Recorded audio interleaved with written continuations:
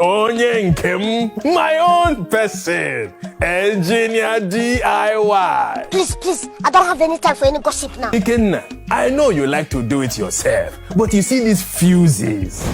When you play around with these fuses, you might see yourself going from a Mercedes-Benz to a user of a Mercedes-Benz.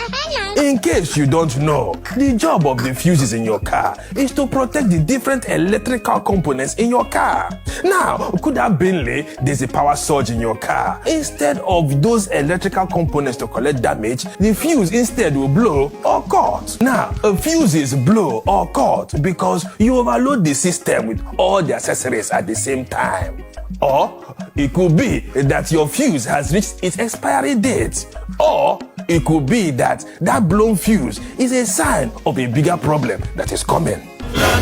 Now, when you check your car, you will see that your car has different fuses in different colors. Now, these different colors mean different amperage rating. If your fuse does cut, don't go and carry fuse with the wrong color and put there or go and cut wire to support it. If you do that, it can give you a higher or lower amperage rating, which will only create more problems for you. If the amperage rating is lower, it will cut prematurely.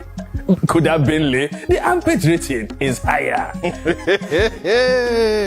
I'm laughing in Swahili. Could have been there's a power surge.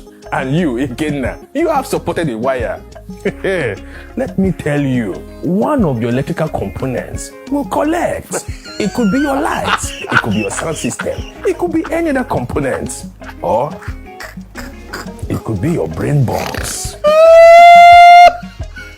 To avoid had I known, go and get yourself original fuse with the correct amperage rating. Now, if your fuse keeps blowing, I recommend that you take your car to a qualified electrical technician to have it looked at. And if you keep ignoring it, those two wires that you join together will put you and your car asunder.